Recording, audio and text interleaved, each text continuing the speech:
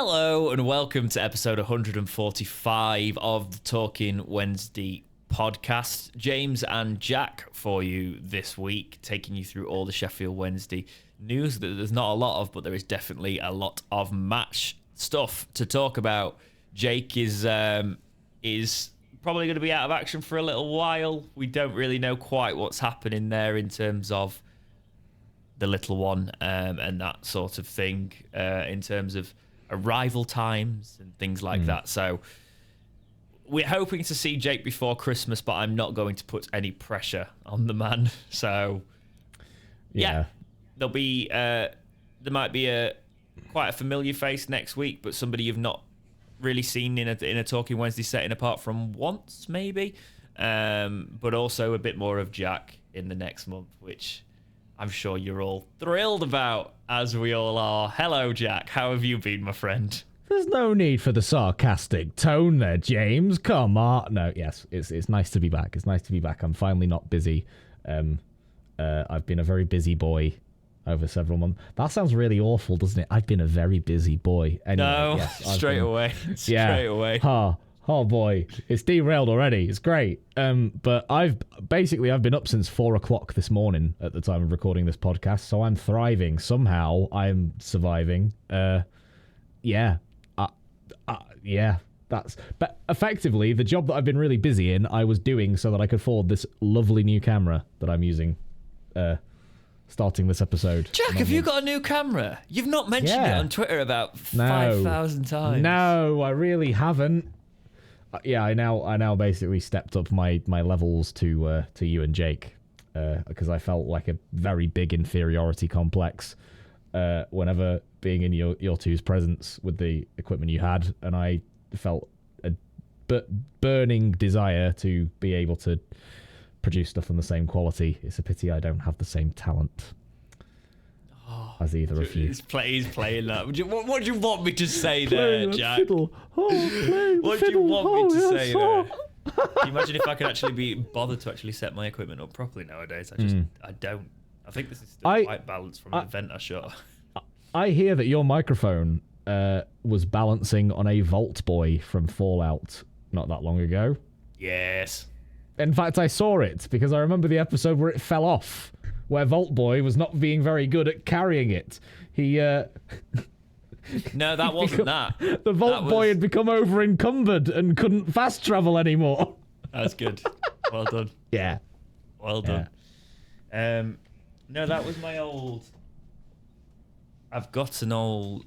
This actually probably works better with this setup because of the interface I'm using. Works really nice with old. Like, it's not old. It is actually. I got this 11 years ago. Jesus Christ. Ooh. Yeah, it's just an NT1, but it's got a lot of warmth. You can always tell what one sounds like if you know microphones. And then I just started using this one again because it's lightweight and useful. And I used it at the start of the podcast. It's just I don't use the same processing software because, again, I'm lazy and I haven't set it all back up. I'm going to set it all back up in the new year. But yeah, I've not had a lot of time really to sort a lot of things out. But I've been working on some EAFC content, some more content for the channel. We obviously live streamed the Leicester game in the week. That was quite fun. There was nowhere near as amount of people that used to set up to join in turned up because you can understand that. But then the people that were there, I think there was about 60, 65 of us.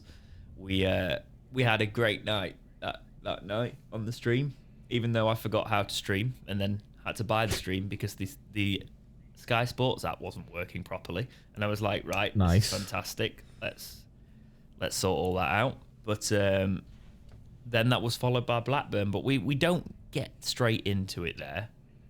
Really, usually we talk for a little bit and then you skip over and leave passive aggressive then comments. You skip ahead that's how the podcast they were waffling works. too much. Oh God, why are you not talking about Wednesday immediately? Why are you waffling? Why are you not talking about Wednesday on a podcast called Talking Wednesday? Shut up with your logic, right? That's just because it's. We don't do that here. Yes.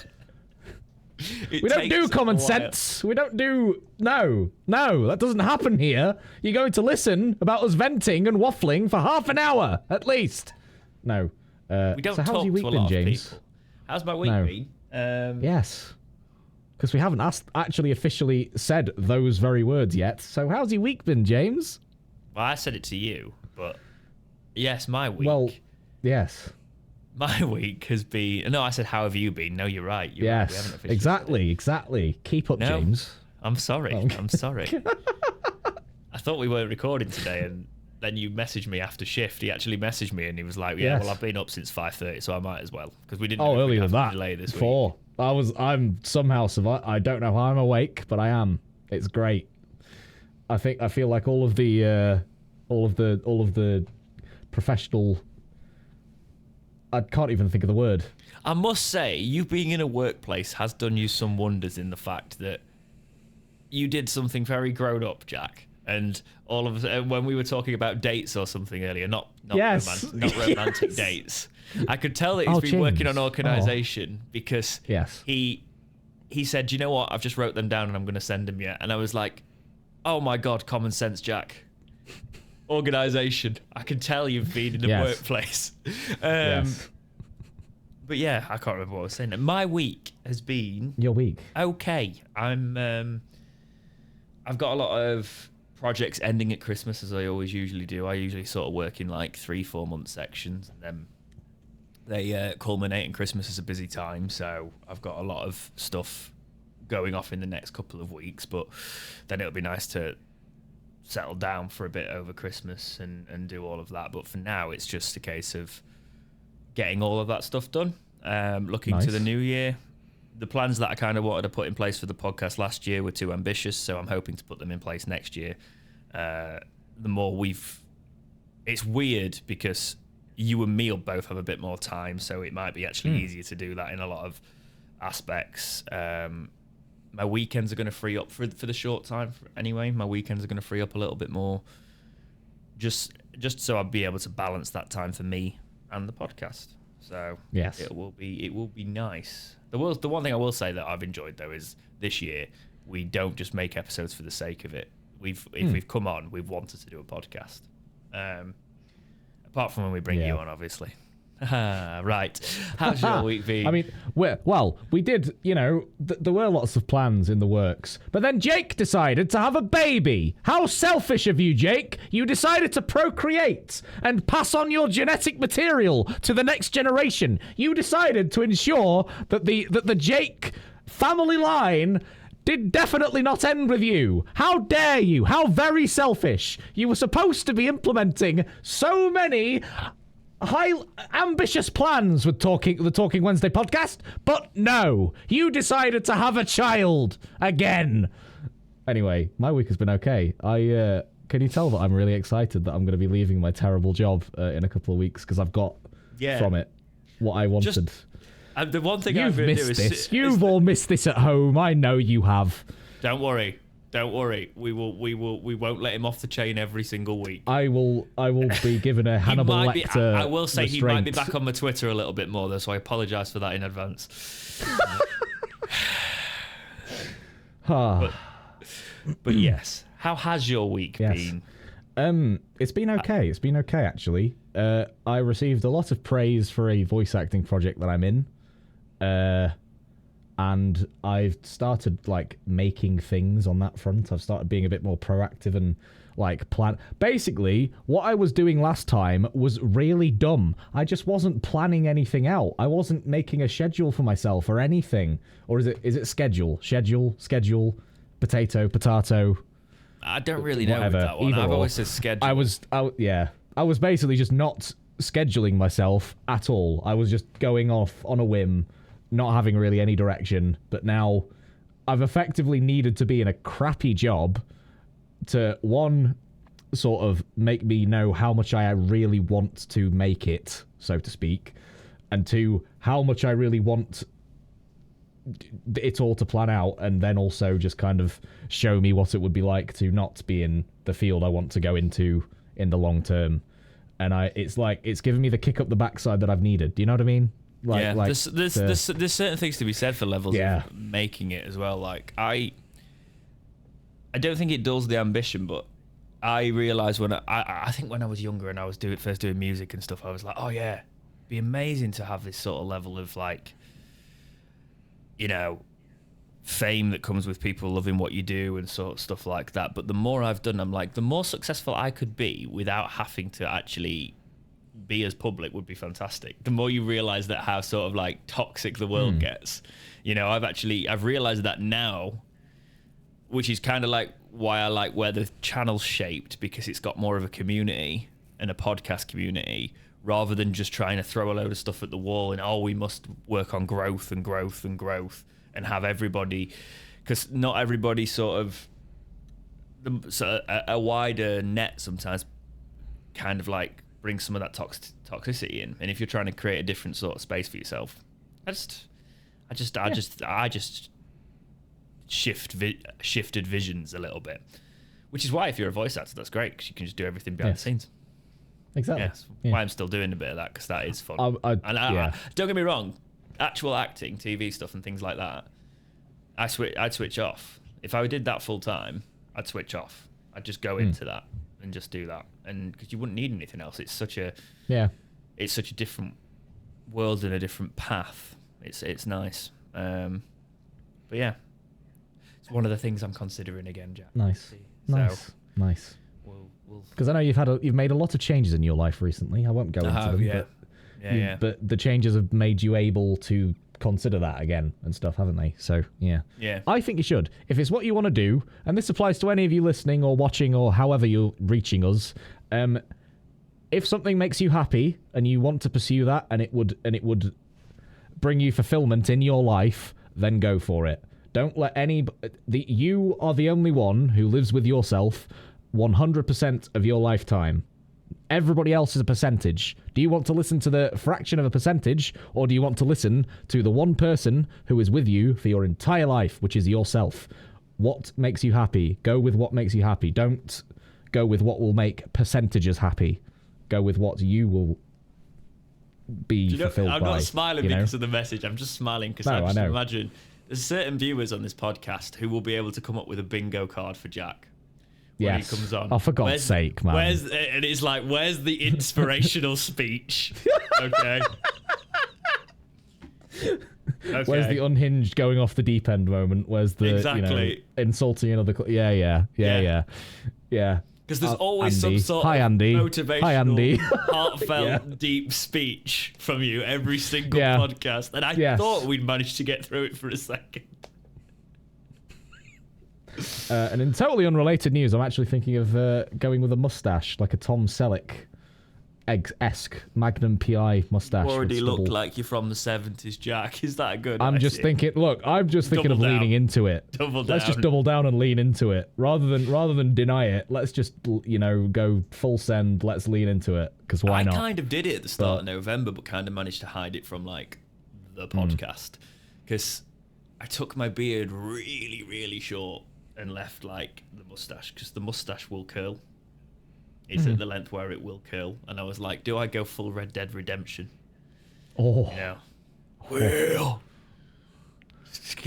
a plan, John. I have a plan, John. I have a plan, John. We just need $2 million, and we could be in Tahiti. Oh, it's the GTA 6 trailer when you'll have seen that by the time this podcast is out, potentially. Yes. Not that we've not already allegedly seen all of it across social media, because people just keep putting videos everywhere. Yeah. But yes. Anyway, let's talk about Sheffield Wednesday now. That's enough waffle. There you go. Oh yeah, I forgot about that. Yeah, let's do that. Let's do that. Yeah. So Sheffield Wednesday in the week. Let's see how much Jack's been doing his homework. Sheffield Wednesday in the week played Leicester. What did you think to this one, Jack? I was ecstatic that we managed to get a point from that, because I'm one of those people, right, that if everybody's putting you down and you get a result, it's absolutely glorious, because it shuts all the critics up. And we definitely shut all the critics up, because everybody seemed to think that we were down and out in this game. There was no chance. It would be like a 6-goal just goal fest for Leicester. Interesting that Jamie Vardy was made captain for that game as well. That's a nice little touch. I don't know if he's been... I'm not really following Leicester, so I don't know if he was been the captain for most of the season, or if it's just I think he has, occasion. Actually. Yeah. He has? Oh, right. Okay. Yeah, but it was nice to see Jamie Vardy, Vardy? What did I just say Vardy? Jamie Vardy. Sounded like Jamie Vardy. Jamie Vardy be the Leicester captain at Wednesday. He didn't have a very good game. In fact, most of Leicester didn't either. They didn't turn up. I think they were expecting it to be a lot easier than we made it for them. They were probably basing it on Sheffield Wednesday under Cisco, rather than actually doing their proper research and looking at how we've been playing, etc. And we just actually outplayed them for most of the game, I thought. And we definitely should have... I honestly feel in the first half alone, we should have been more than 1-0 up. Or what, you know, we should have scored more than one goal, basically. We were just very unlucky not to. And it was actually a very promising game. Well, Leicester was one of those... I don't know what you thought. Leicester was one of those situations where we came out of the traps well, and I don't think Leicester played very well. No. And we were very unfortunate to be a goal down. It wasn't great defending whatsoever in terms of their goal, and it was kind of against the balance of the game. If you actually looked it over that, I'd have said that Wednesday probably deserved to win it if I was slightly putting my tinted glasses on there. But we definitely deserved a point, if not more.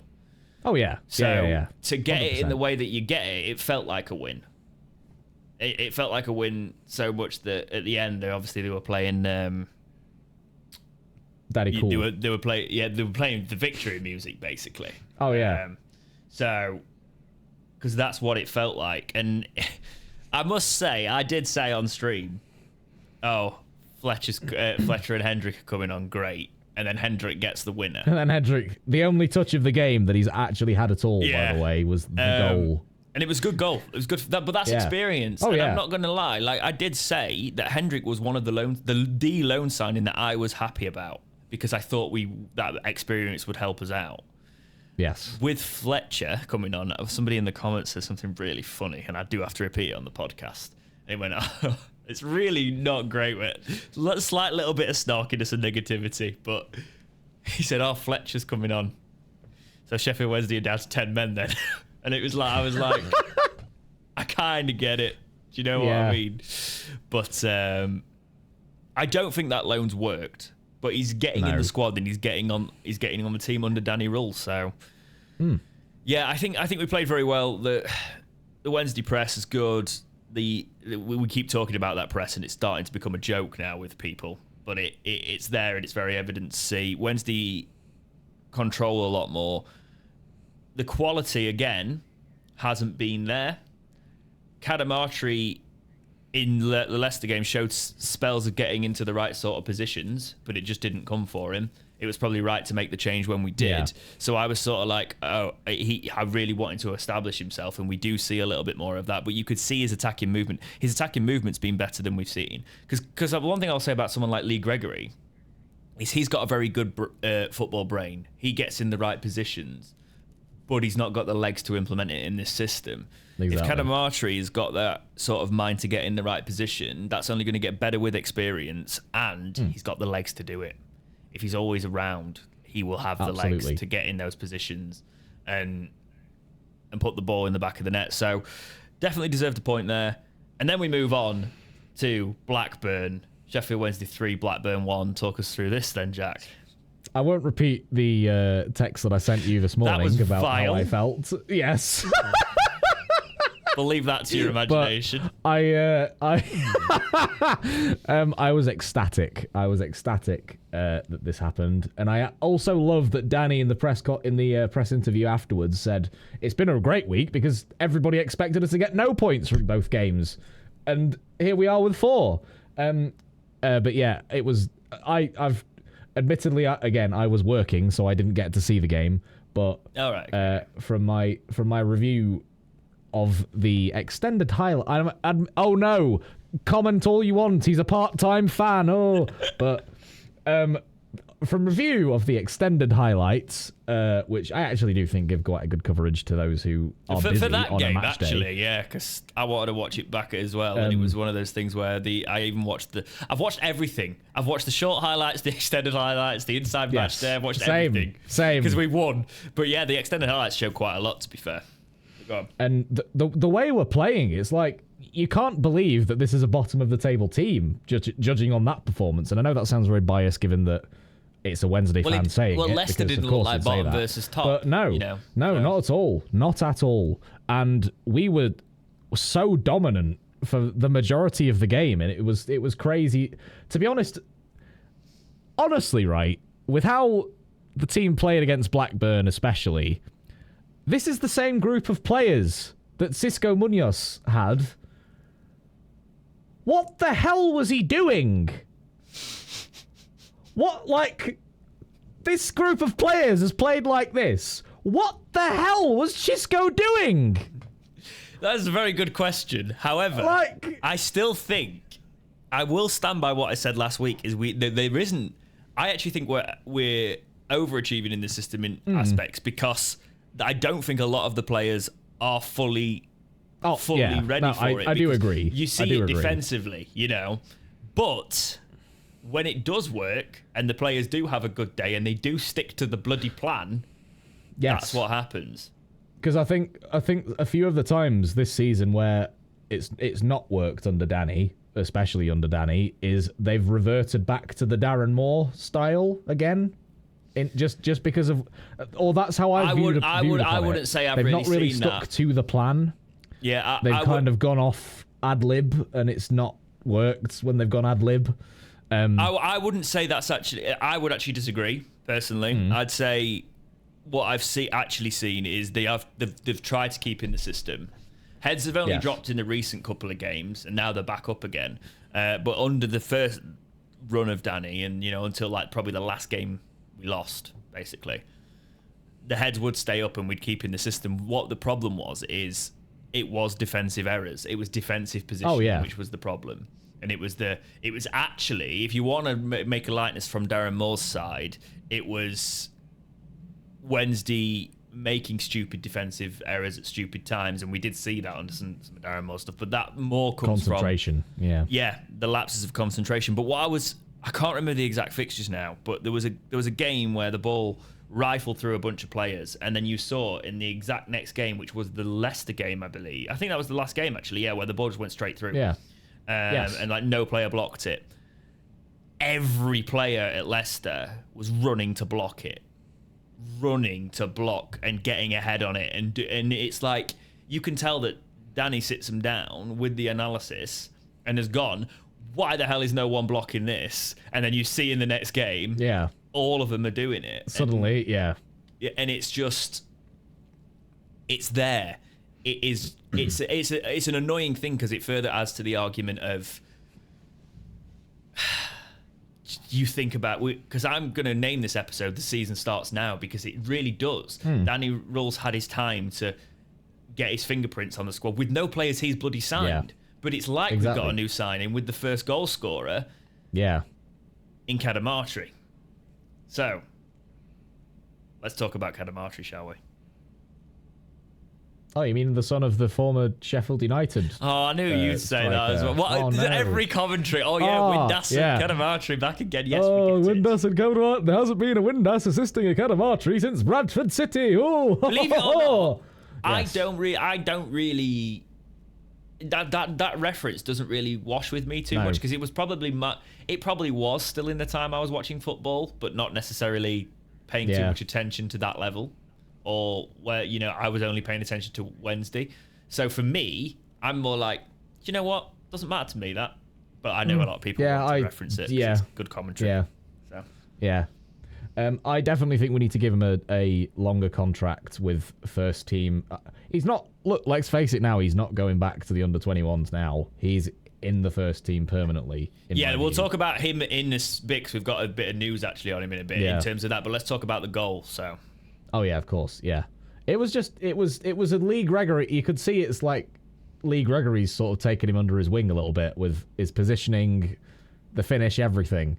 It's it was just a perfect. He was in the right place at the right time, and he showed confidence. He didn't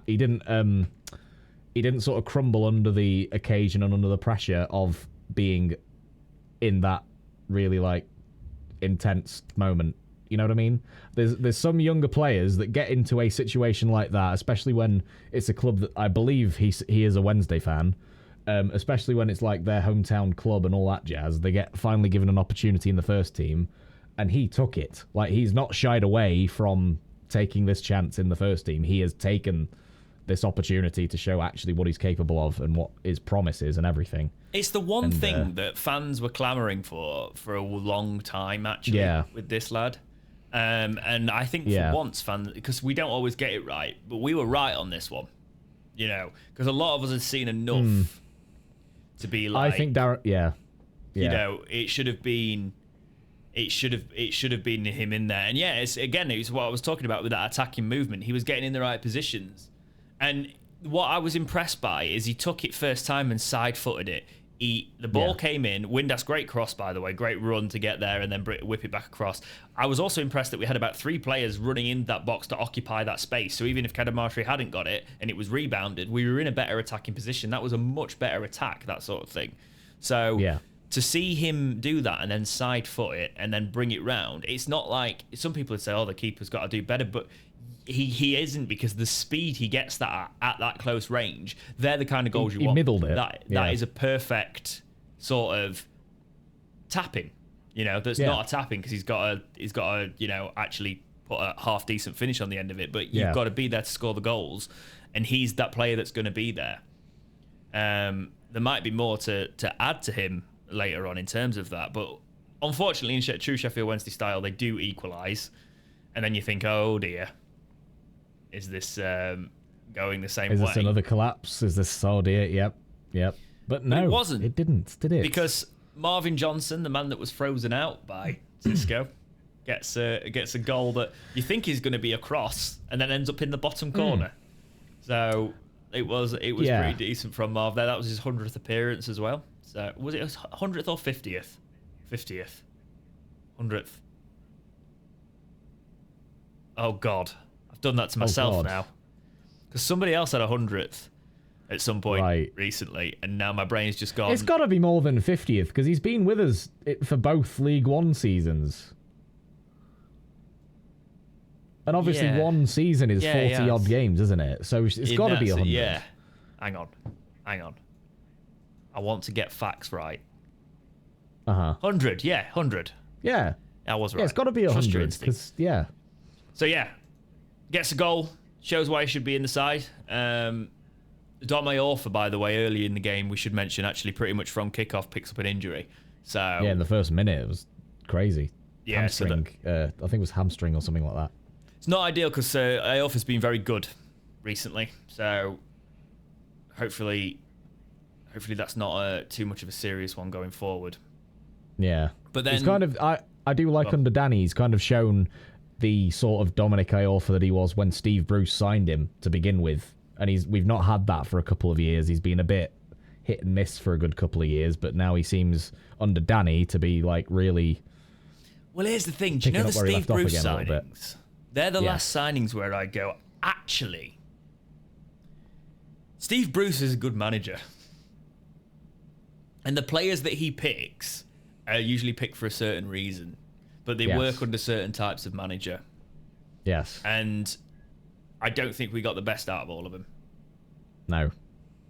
So, that's just a take there. But obviously then we score quite late in the game on the counter with Josh Windass. Just perfect.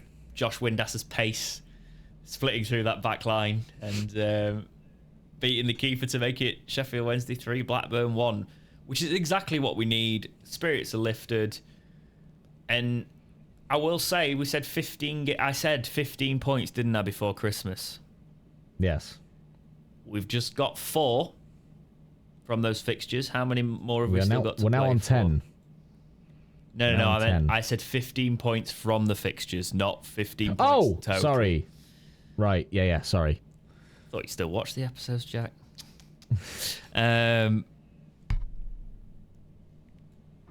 Unfortunately, we're technically about on track because I thought we'd snatch 3 points at Birmingham. I was being optimistic, and we probably should have, to be fair.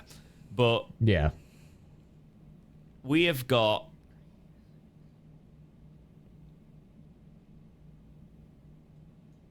18 points to play for, and I said we needed 15 to still be within the chance of survival, in my opinion. We only need 11 more now, and there's 18 to play for. And if we keep this run of form, it's Stoke, Norwich, QPR, Cardiff, Coventry, Preston. There's some hard fixtures there. I do slightly fancy the QPR and... I fancy the QPR one much Cardiff? more now. Yeah. Yeah. But yeah, sorry, what were you going to say, James? I think we're still slightly off pace. Because if I'm being realistic, if I'm being realistic optimistic, that's a name for an album. Sounds like an Arctic Monkeys album. I see 9 points out of those 6 fixtures.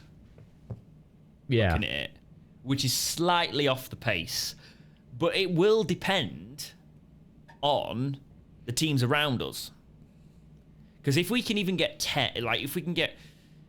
I think we do need 9 to keep us even within a remote chance. It's not quite the 15 we needed.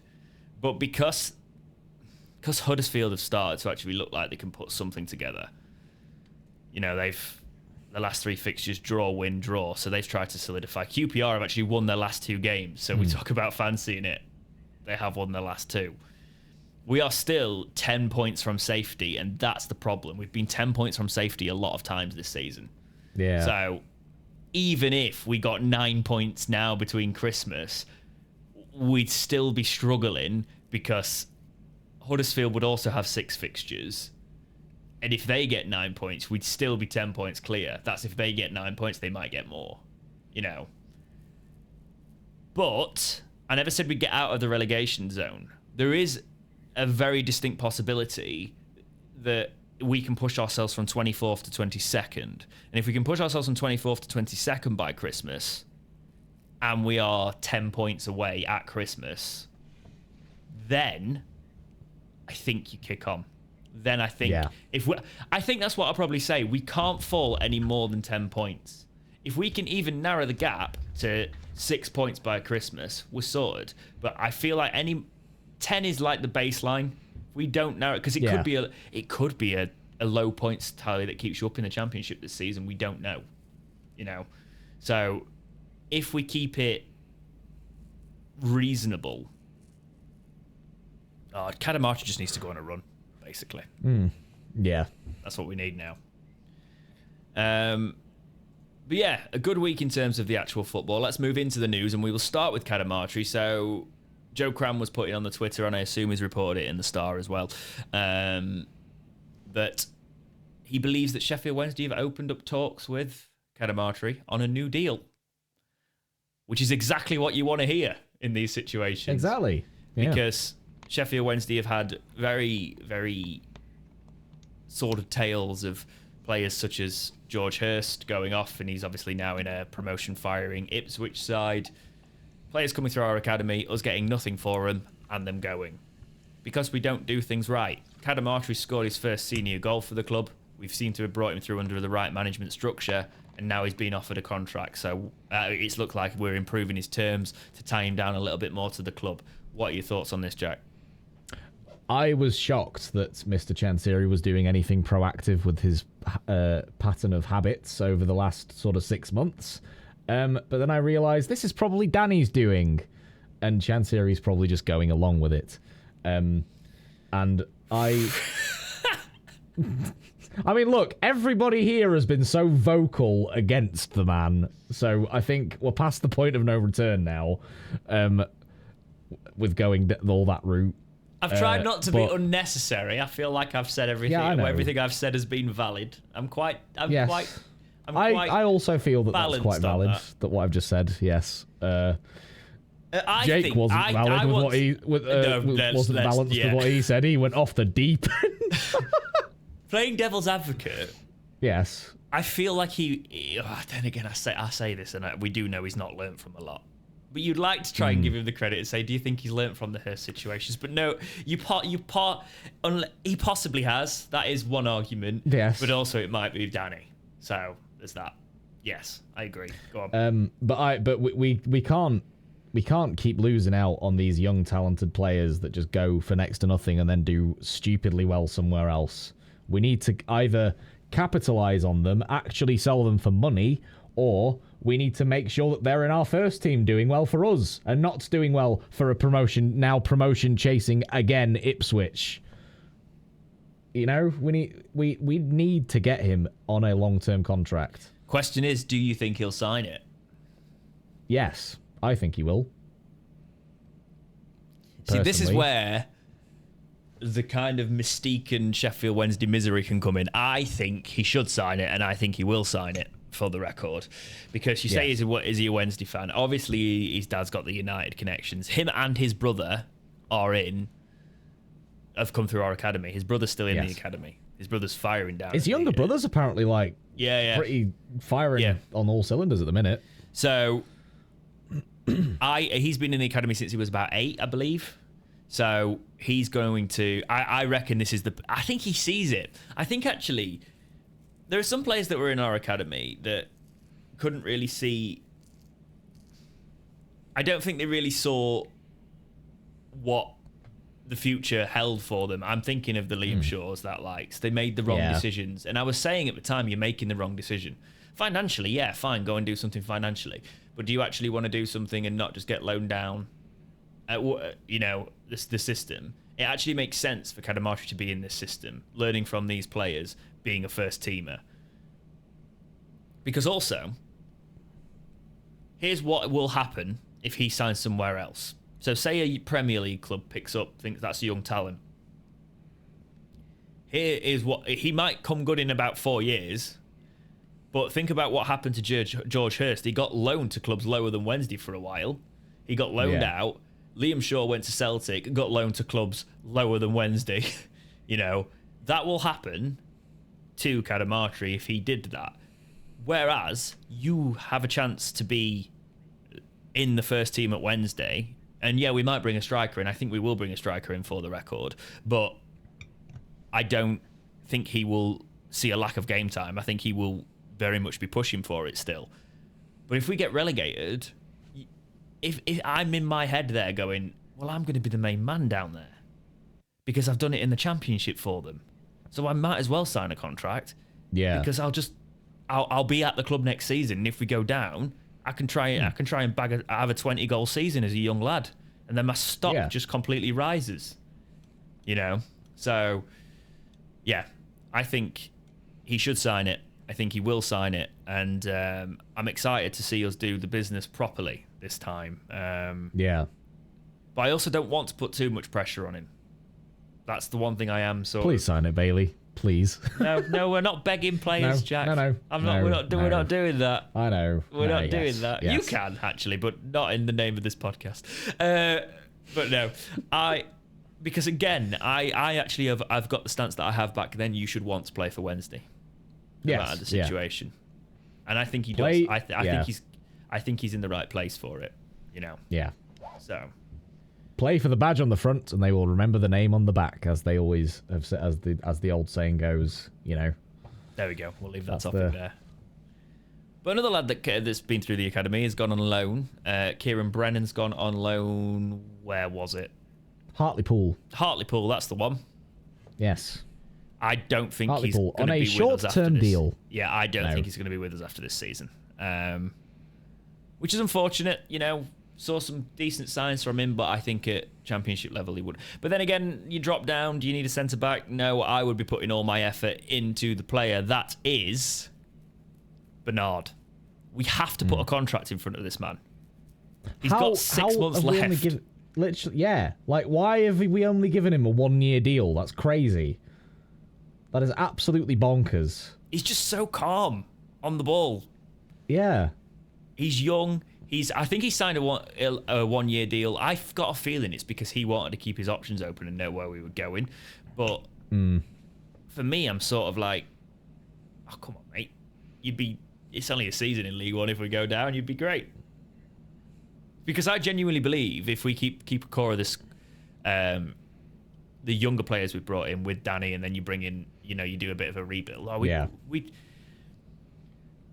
I do think we do the bounce that you could even talk about the Wilder bounce when he rebuilt United and took them all the way, and they were dominate. I genuinely think we could build a team that won the league next season. I think Bernard should be a part of, not the Championship, by the way. I've got to say that. I'm talking League One. Not the Championship. For the record. If we were to go down, he would build a team that would win the league, but also kick on like Ipswich and Plymouth started to do, but then dropped off. Yeah. And Ipswich just carried on. Basically, yeah. Do a long-term rebuild rather than just a team that would thrive in League One that Darren Moore built. Well, that's exactly it. Would you say that about the squad that went up? That it was mainly a team that would absolutely thrive and do stupidly well in League One, but not really much more than that. The team that Darren Moore built. Are you on about? Yeah, sorry. Yeah. I the one that ended up getting promoted last year.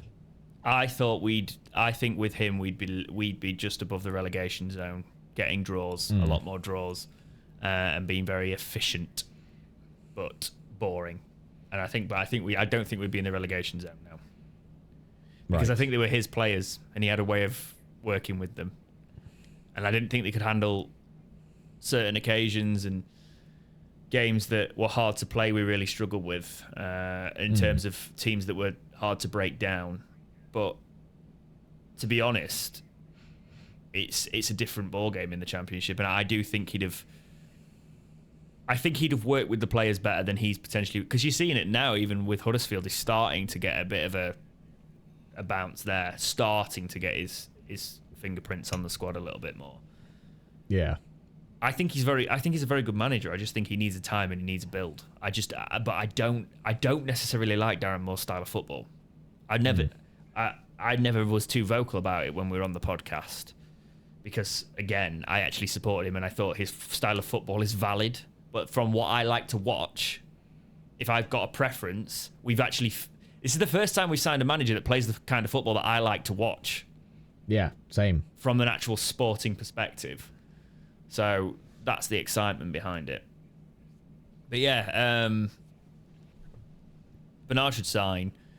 We need to make sure we're sorting these contracts out. But there's a big story that Alan Nixon was talking about. I think he put it in the Sun, but I saw it on him talking to people on Twitter/X.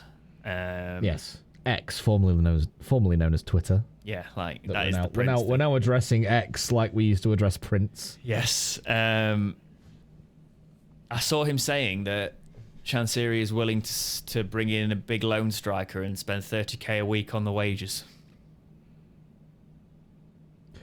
If that is the case, where was this spending in the summer? I actually get it. Why? I do understand it because it's like, oh God, we don't want to get relegated. That would be a disaster again. But and do you know what all the comments were underneath it? What? Leeds fans saying, send him Bamford. Oh, yeah. Yeah.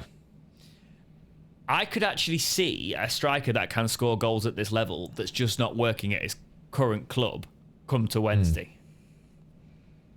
And I actually think that sort of... It works for both clubs. You know? I just think if you did put, like, Vardy in this team or something, it's not going to happen, Vardy, but, like, Are you still carrying that torch, James? Get him in this team. You know he wants to play here. You can sort of tell from the Leicester stuff the fact that he crawled inside Bernard's pocket. Was quite interesting. Yeah. He wanted a good old chat with Barry Bannon and Bannon better definitely have been you coming here next season then, mate. Yeah. But then again, Banner's out of contract. That's a thing. We're going to talk about probably as the new year approaches, and because that becomes a new window, who could fill that striker slot, but a 30k striker incoming at Wednesday, it opens up a realm of opportunities because we can't seem to finish our dinner apart from Blackburn. I think Cadamarteri is definitely a player that is going to start scoring goals for us, as we've seen. But do you think it's a good idea? Do you think it's a dangerous route? Do you think maybe the money is better spent but buying some players maybe for a rebuild, or as Chansiri's seen it as panic stations of, I know a striker will definitely keep us up, I'm going to put the money into that? Or is this what Danny's... There's another question for it. Is this what Danny wants? Does he want a striker and that's his priority? Where's your thoughts on it? I might argue that we need defenders that can have a better mental side of the game than we've got right now, because that's where we keep leaking goals, is really stupid mental errors in the defence. It's not most of the time it's not been a case of ability not being there good enough. It's been the mental side. They need, or in the midfield, we need a midfielder that's got an engine, because Bannon used to be that, but he isn't that anymore. Diaby should be back in the new year, by the way. And who's that? Sorry, Momo Diaby. Momo Diaby. Don't forget, he should be back in the midfield in the new year. Yeah, hopefully he can be that engine for us, but because that's exactly why we leaked that. The goal that Leicester scored, where the two players were just totally unmarked. That's because the midfielders weren't tracking their men. They just stopped. Bannon stopped. Will Volk stopped. It's also a case of there should never be a case of where the defenders are so far over, one side completely. There's also that, yes. Yeah. There's also that, yes. But we need a player near to the back, if not at the back, who's got a lot more of the tactical side up in his head. And it just feels like our defenders aren't doing that at the moment. They're not thinking with their head. I actually think it's one of those things where I do get it. I do understand. I think it's a risk because you sign one striker and he gets injured and then it's gone. Whereas you could bring in some players. But you've got to think about, in our situation, you've got to bring players in permanently that are prepared for a firefight or a rebuild next year. A lot of players will keep their options open in that situation until the end of the season. So, playing devil's advocate on it, sort of looking at the positive sides of it, I think it makes sense in terms of you bring in a striker and you really go for it and try and stay up. Because then at the end of the season, if you don't quite make it, you've not got them permanently. You can send them back. Yes, it was a sunk cost, but it's also a case of you've not got to continue paying him that amount for that player. You don't have to have the future financial issues that come with that. What you end up having is a squad that's dropped into League One knowing exactly what they need to get them back up, and actually having players come in knowing exactly what they are walking into, rather than walking in mid-season going, are we going to be dropping, or are we going to be, prepping for a season in League One, or are we going to be looking to build on a survival season? So I could see trying to do it that way. I do think we probably need something more. The jury's still out on Bambo Diaby for me. So as a centre-back, I do feel like potentially... Yeah, I agree. Every time he gets the ball, I get nervous. Is he going to lose it? Is he going to keep it? Sometimes he's really, really good. He's one of them players. But sometimes I'm like, no. I used to feel that way about Reeder Johnson. Sometimes he'd be really good at like holding his man off and all that jazz, and other times I'd be like, oh no, he's going to give it away, and that's how I used to feel about Reeder Johnson. And I also think we need to be very ruthless with who we sell, either in January or the summer. Well, I think we'll release a lot of players. We were very, very much wearing our promotion rose-tinted goggles, I feel, with who we kept and who we didn't, who we should have sold or should have moved on or whatever and didn't. And Hendrick, the assistant manager to Danny, has come out and said the squad's too big. but the squad is only too big because we've signed so many players to cover the injured players. You confused me then when you called him by his first name. I was like, oh yeah, Hendrik. I can't tell if it's Peterson, Pedersen. I just called him Hendrik. Pedersen. You're so California then. Oh, Pedersen. Yeah. Also, side note, my camera keeps doing this weird skipping thing, and I don't know how to solve it. But anyway, that's a total opposite, non-Wednesday thing. But the game, yes, can't use it. It's literally. But yeah, I definitely think that a rebuild is coming, and we need to start sooner rather than later. So whether that's in January, getting rid of a few players, so that we're not just losing them on freeze like we always seem to do, and being proactive in that approach, and letting Danny get a bit more than just a striker in that is one of his players and his signings and whatnot. I think we need a bit more than just a striker, sadly. Yeah, but Chansiri did say I do understand where he's you're willing coming to from. spend. So if this is what he wants to spend the money on, my argument will always be, if it's what Danny wants, do it. If it's Chansiri give Danny the keys to the car. Yeah, exactly. Let him. Yeah. If he's told you this is what he wants, listen to him. If it's not, shush. Yes. Because God. Don't go, yeah. oh well, I think this would be good for the long term. I don't care anymore what you think would be good for the long term in terms of the players. Obviously, I'm not talking about don't let players just come in on stupid wages and crush us. I'm talking players that the manager wants, that fit his system, that are within our financial structure, and no one else. Don't bring in players for the sake of it. I would actually rather us not bring in players that Chansiri wants to bring in, or the recruitment team that is not involving Danny Rull. Unless Danny Rull is 100% behind bringing that player in and thinks it will benefit the squad, do not bother with it. Because there is no point. I hate it when managers get players that they don't really want to work with, but they have to make out like they do. And it's obvious. Yeah. When the managers talk about them, it's so obvious that I didn't really want this player, but it got forced upon me, so now I've just got to deal with it and live with it. Exactly. And you can see Heckingbottom talking about a few of the players in that regard across the pond, not across the pond, across the pond, the other side, across the Don. I don't know, because the Don literally separates right next to Hillsborough from the other side. Yeah. Anyway, across the Don. Thank you for the geography. Thank you. Yes, you're welcome. Yeah, I'm in total agreement with you there. Sod the recruitment advisors. Sod the advisors. The best advisor you have is Danny. He's worked with the German national team. He's worked with the best German club in the world. Like, he knows his stuff. His coaches know their stuff. Chris Powell, one of your coaching staff, worked with bloody England for several years. He was in the World Cup and the Euros coaching team. Do you know that's slightly actually why I would be quite excited by a loan as well, though?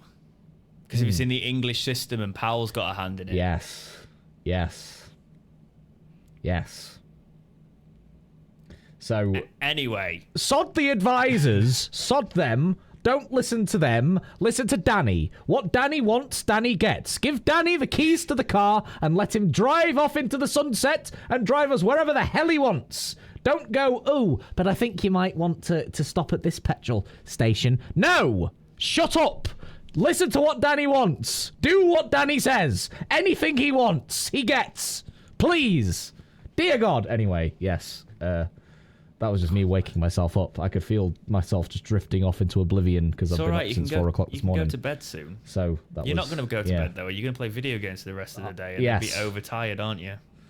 Correct. Because, yes. Because that's what happens when you get into a job that you're not really a fan of. You spend all your time going, I'm not at work now, so I'm going to do everything that I want to do. Dopamine. And then you wake up having not slept enough and have to go and do the job you hate. Yes. And that's life.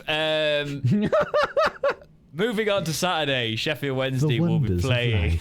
Yes. Sheffield Wednesday were playing Stoke City away, so we're away, which is obviously something we need to sort out, playing away. Yes. Stoke City are 20th in the Championship. So, points available. If we can get our acts together and keep this run of form going. They're on 21 points, though, so they're 11 points ahead of us. Their home record is 4-1-4, 13 points. Their away record is 2-2-6, so 8 points away. So they're stronger at home, and we are playing them, obviously, at their home ground. They've scored 19 goals. They score about 1 a game, but they also concede about 1.42 a game, 27 goals. Minus 8 goal difference there.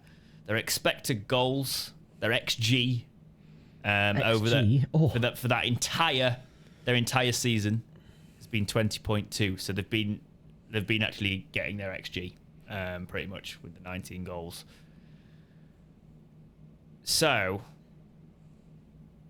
the last match that they played was a loss against Plymouth. So they're going off the back of a loss. We're going off the back of a win. How do you feel going into Stoke? I'm a bit of a mixed bag because Stoke's always been a bit of a bogey team for Wednesday, hasn't it? Alex Neil managing them. Especially at their place as well. Alex Neil, obviously, a bit of history with him beating us many times that we've played against one of his sides. Annoyingly, he always sets up a really good side, and that's why I don't like him. And he's a bit of a mercenary with no loyalty. There's that aspect of it, you know. How about you say what Look you at really Sunderland. Yeah. Look at Sunderland. Like, he got them promoted and he still sodded off to Stoke. You know what I mean? Anyway, yeah. I'm a bit of a mixed bag about it because I feel like if Plymouth can beat them, then why the hell can't we? With how they're going this season, and at the same time, it's an Alex Neil side, you know. It's an Alex Neil side, so I don't know. I'm accepting whatever happens. Wednesday take the wheel, as they say. So keep an eye out for them. I just said it. Keep an eye out for a player called Vidigal, who's got 4 for them this season. Who else is up there on this? They've got quite a few different goal scorers, so that's what you kind of want to be. They don't really have a prolific goal scorer. They have quite a few across the team. So they're 19 goals. He's scored by quite a few players. I think Vidigal looks like their top scorer with 4 goals. They do have a striker that I would love us to sign. I think it's Tyrese Campbell. That'd be about right for us. He's got 1 goal all season. Nice, but he's previously been very prolific. He's only played 8 games. Still quite young. So. Yeah, he's played 8 games this season, scored 1 goal. But funnily enough, speaking of Tyrese Campbell, he scored in the last game. So he scored. Well, there we go. He scored in their loss to Plymouth. So he'll be looking for another one, and so will our young player in Cadamarteri. So yes, I'm looking forward to that. Let's see how that one pans out. Unfortunately, Sheffield Wednesday could easily do a Sheffield Wednesday in a team that we've probably got a good chance against. But let's be positive, shall we? But that is all I have got for this week's episode of the Talking Wednesday podcast. You got anything to add, Jack? No, just nice to be back. I hope you at home have been entertained by me, have hopefully missed me. If not, then sucks to be you, because I'm stuck on this episode with whether you missed me or not. And do you know what's funny? I've got half of them in. I've got them half of them. Do you know the Mad Men meme? The Mad Men clip. I think so. I'm being mean, but I was making a joke, and it's funny because you've not seen it. So instead, I'm going to end the podcast, and then the podcast listeners can see if they remember the meme I'm referring to, and let's see if you can find it, and then you go, "That was really not kind." Okay. But no, okay. I've enjoyed having you back, Jack, because I think thank you, James. I think that the Jack week every month is a nice change of pace to. It's like a palate cleanser, isn't it? Yes. Yes. Yes. And it's also like an hour of babysitting as well, so it's wonderful. But yeah. Ha ha ha. Yes. Thank you very much for joining us this week. Take care, and we will see you in the next episode of Talking Wednesday. See you later.